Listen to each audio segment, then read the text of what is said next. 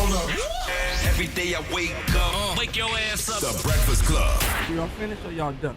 We are the Breakfast Club. Let's get in some front page news. And I just want to salute to the Breakfast Club staff and everybody up here. They had a bunch of balloons up here, the happy birthday. And I just want to say thank you. I appreciate you guys, everybody up here. Simma, OVO Eli, Nick, Eddie, Rez, Sid, Brandon. Thank you guys so much. I guarantee you all of them ain't had nothing to do with it. I just didn't want to say Sim. That's just want to say Sim. Yeah, thank you, Sim. Salute to Sim. I guarantee you, everybody you named did not have nothing to do with it. All right, well, you're right. Thank you, Sim.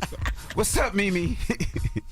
Good morning, y'all. Happy birthday, Envy. Thank you so much. Of course. So we want to start this morning on Capitol Hill, where lawmakers are back from their month-long recess, and the clock is ticking. Now, Congress has returned to Washington, and lawmakers now have 14 legislative days to reach an agreement and prevent a government shutdown when funding expires on September 30th. Now, both the House and the Senate, they are scheduled to be out the week of September 22nd, and there's growing pressure to pass at least a continuing resolution. That's a short-term funding bill to keep the government running temporarily, but even that won't be easy. There are deep partisan divides over spending priorities, health care funding, and foreign aid cuts that are threatening to derail negotiations. Tensions, they ramped up after the Trump administration announced a plan for a $5 billion pocket rescission. A rescission is essentially the White House's request to cancel funding that Congress has already approved. Now, normally, rescissions require congressional approval, but the Trump administration is trying to bypass Congress entirely, arguing it has the power to freeze and reclaim unused funds. Now, Democrats, of course, they are furious, calling the move unconstitutional. The Government Accountability Office, they agree, saying the administration's maneuver to bypass them violates federal law and undermines Congress's power of the purse. Now, at the center of the fight are the hardline House Republicans, especially members of the House Freedom Caucus, who are demanding major policy concessions in exchange for their votes. They want deeper cuts to domestic programs, tighter border security measures, and limits on foreign aid.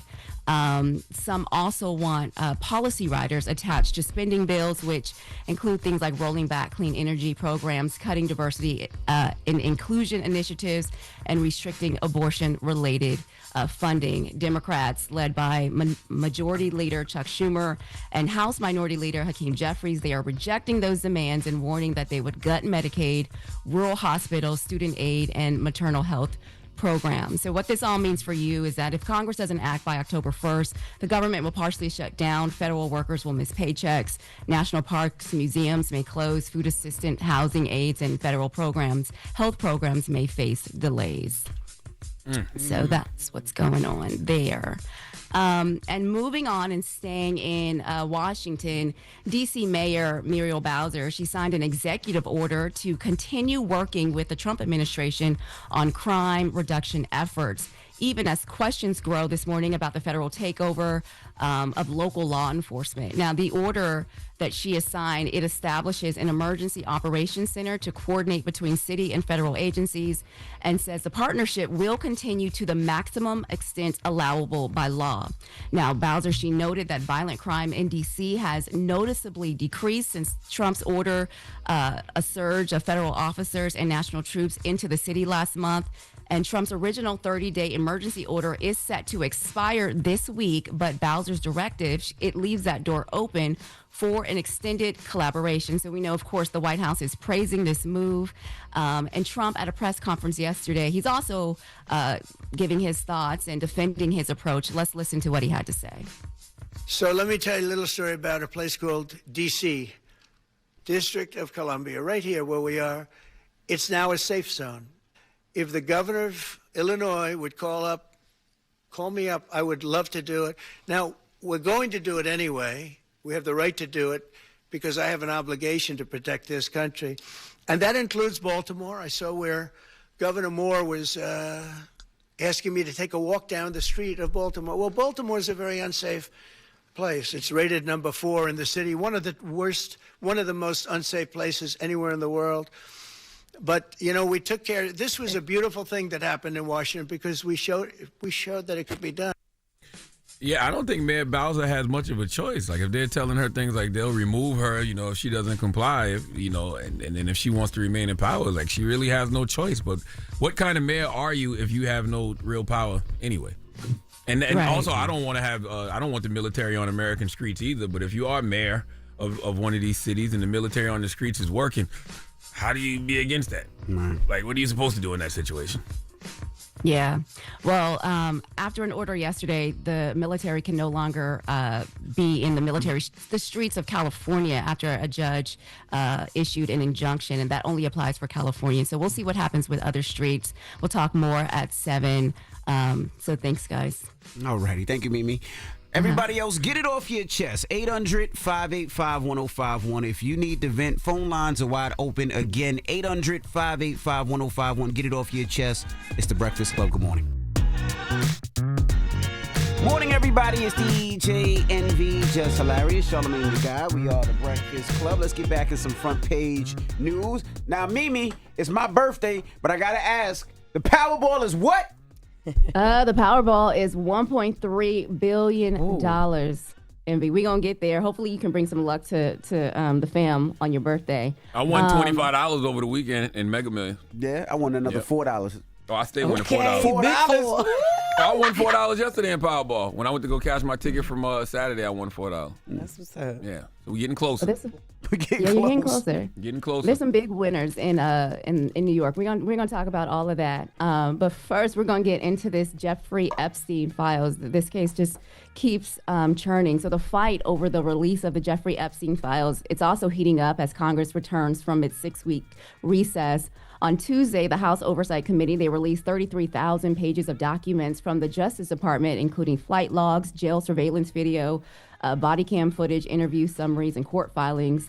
And of course, this is in response to the mounting pressure from everyone, lawmakers, survivors. But many of the lawmakers say the release fell short. Democrats and Republicans are criticizing the, quote, chunky rollout and noting that most of the material had already been publicized and been publicly available for years. The new documents, though, did include a 13-hour surveillance video footage from outside of Epstein's jail cell the night he died in 2019.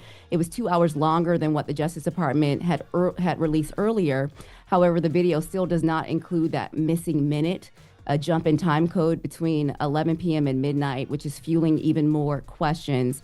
The only significant new information that came out was U.S. Customs and Border Protection flight logs that show Epstein's travel to and from his private island in the U.S. Virgin Islands.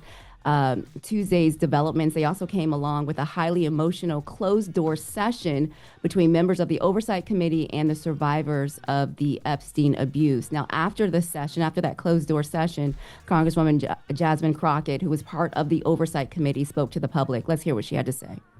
I'm sure many of you don't recall, but we were sent home early to try to avoid being able to take a vote on something like getting these files. We are about doing real transparency. We don't care who's in the files. We are going after you. So if I had to sum up what happened today, we heard the stories of victims, and honestly, we heard the story of at least one person that has never come forward before. And so the reality is this.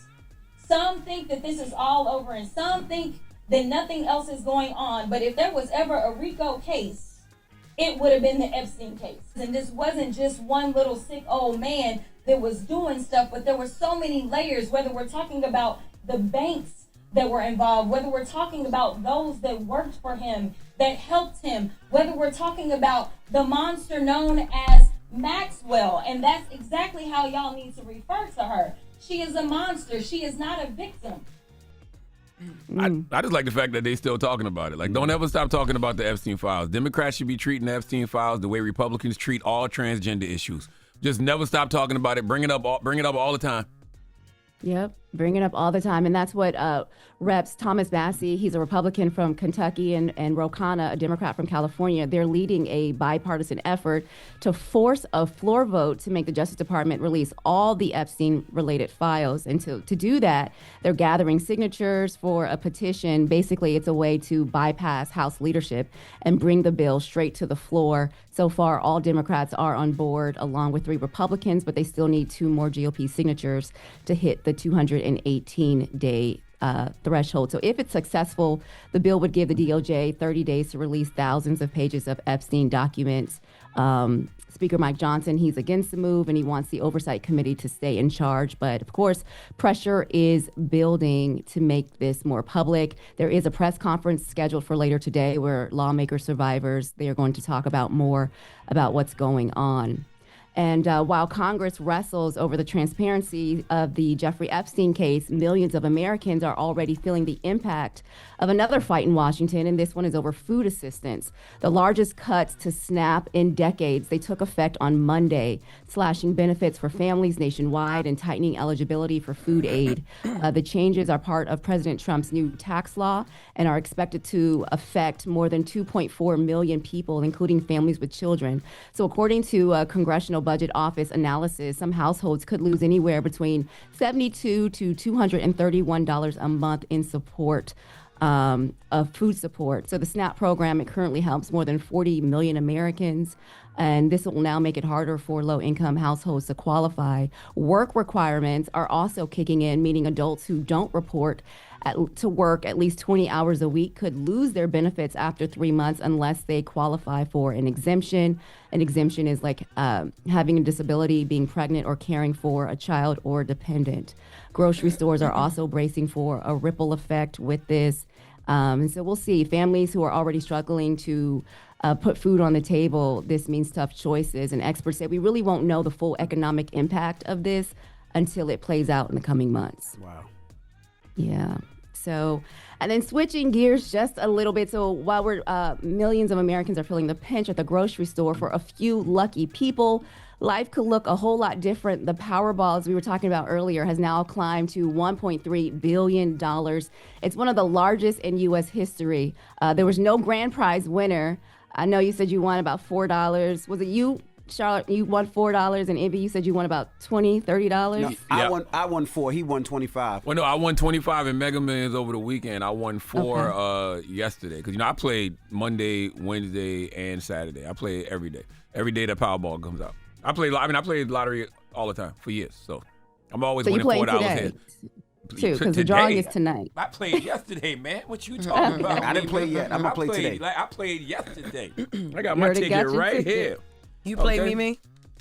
I'm going today. I played Saturday. I don't know if I won. I got to turn in my ticket and see what happened with that. I got my ticket right here, baby, for September 3rd. You hear me? Yes. Okay. That's right. That's right. Well, listen, there was $10 million winners, and I think 2 of those were in New York and in New Jersey. I checked. It wasn't me. It wasn't you? It wasn't me either. It was the one in California. It wasn't me. And the lump sum cash payout will be about $589 million before taxes. Damn.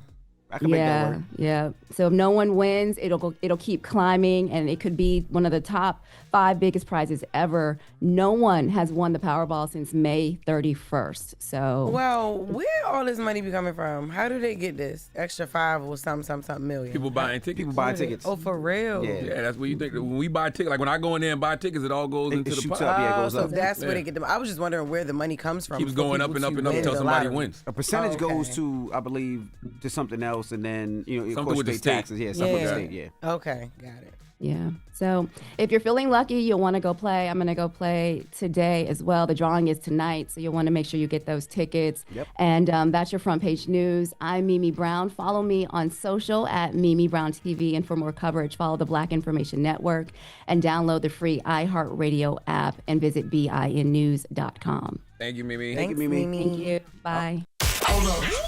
Every day I wake up, wake your ass up. The Breakfast Club. Y'all finished or y'all done?